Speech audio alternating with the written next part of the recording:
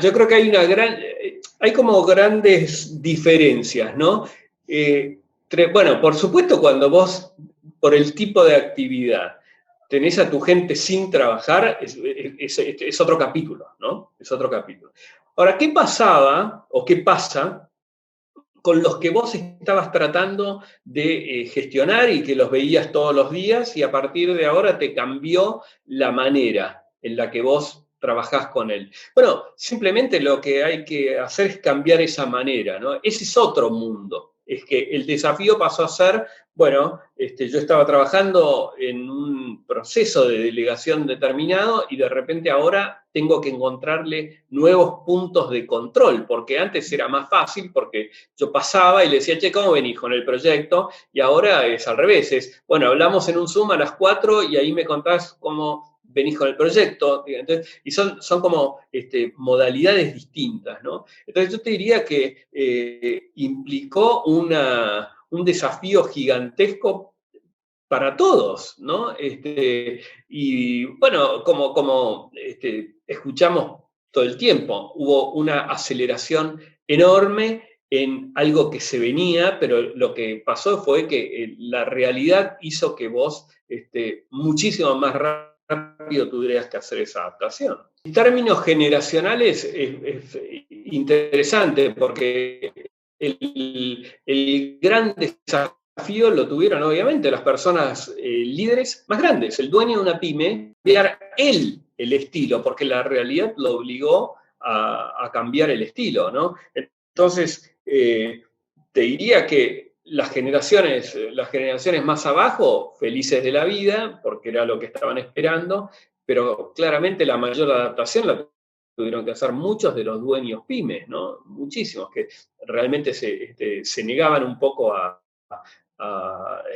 este proceso de adaptación. Y cuando todo esto arrancó en el mes de marzo y veíamos las informaciones en febrero, a lo sumo creíamos que podían llegar esos 15 días de primeros de cuarentena o 2 o 3 meses como máximo, y para esta época ya iba a estar todo solucionado. Sin embargo, no fue así, y hoy tenemos que empezar a decir que esto se va a prolongar por lo menos un año más. Por lo menos un año más. Esto es lo que tendrían que estar diciendo las autoridades. Pero en el sector privado hay que darse cuenta que esto va a seguir así y esta va a ser la, entre comillas, normalidad que vamos a tener ahora y con la cual vamos a tener que convivir durante los próximos 365 días o tal vez un poco más. Es muy interesante lo que planteas, porque efectivamente no había tanta gente preparada mentalmente para la duración que está teniendo la cuarentena. Te diría que yo tengo una encuesta que hice en Argentina, la hice a fines de marzo y la hice al mismo tiempo no, 15 días después en España, Portugal y México, y comparé los resultados de los 4 países. Y era muy llamativo cómo en esa época absolutamente pero recontra mínima, pero mínima, cantidad de empresarios pensaba que esto iba a continuar después de julio. Después de julio. Te diría que más del 90% pensaban antes de junio y después algunos quedaban hasta julio, pero nadie lo veía así. Yo me acuerdo cuando en un momento escribí, creo que fue en abril, que había hecho un cálculo bastante sencillo. Dije, bueno, quizás lo estoy entendiendo mal, pero a mi modo de ver lo que están haciendo es tratando de que todos nos contagiemos, pero sin saturar el sistema médico. Y empecé a hacer algunas cuentas y en eso me dio 16 meses. Y no sabes las cosas que me han dicho cuando yo dije en ese momento, bueno, pero este es cálculo de abogado, decía yo. Y mirá, yo no sé si voy a estar tan lejos al final. Ahora, ¿qué va a pasar después? Estoy un poco cansado de escuchar a todos los que... Y la verdad que no tenemos mucha idea. No tenemos mucha idea de qué va a pasar. Lo que sí te puedo contar, lo que nos dicen muchos de los empresarios, de lo que creen que van a hacer, pero vamos a ver cómo pinta la realidad, ¿no? Lo que te dicen es, la verdad es que nos damos cuenta de la valoración que tiene el trabajo presencial, Sabemos que hay algunas de las cosas que se pueden hacer tranquilamente y con muy buena performance de manera remota. Lo que probablemente tengamos que hacer es encontrar un punto híbrido medio. ¿Qué significa eso?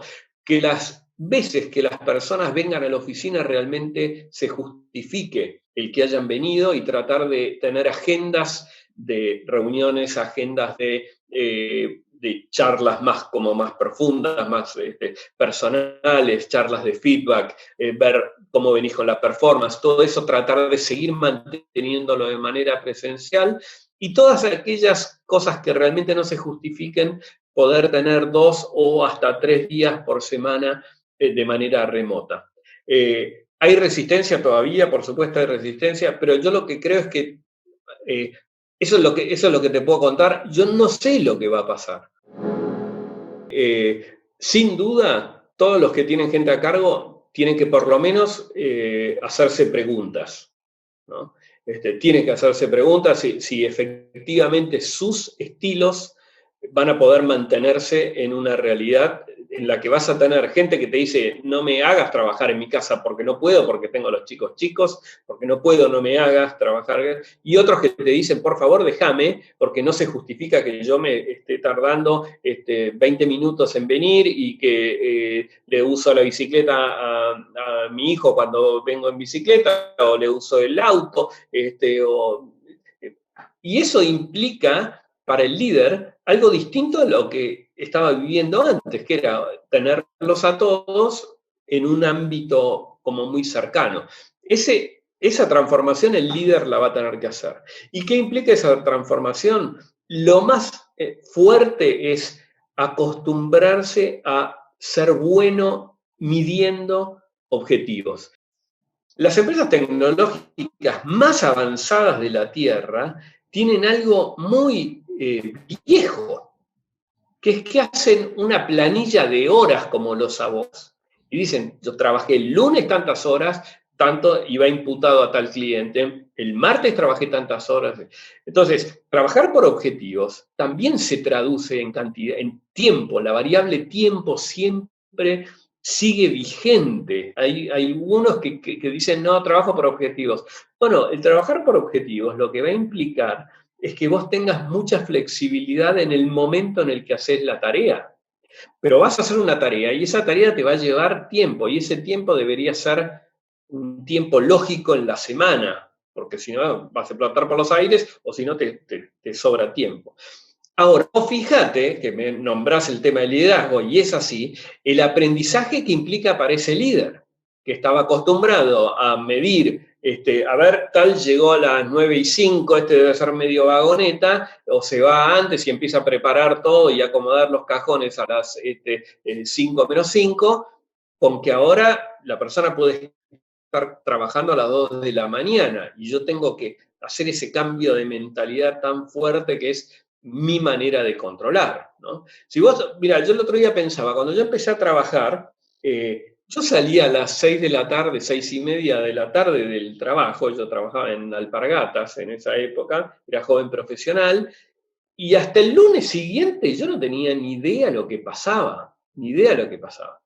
Hoy, en cambio, todo eso está absolutamente mezclado, ¿no? Los horarios están absolutamente mezclados. Entonces, te requiere un estilo de liderazgo distinto. Y eso requiere preparación, porque si vos empezás a tratar de controlar a la gente por horario cuando está trabajando en su casa, te vas a equivocar. Salvo que le pongas una camarita durante todo el día, si al tipo lo seguís midiendo por el horario, en la mitad del día va a estar viendo Netflix y poniendo cara de concentrado. Entonces vos fijate lo que implica en términos de cambio de mentalidad de líder.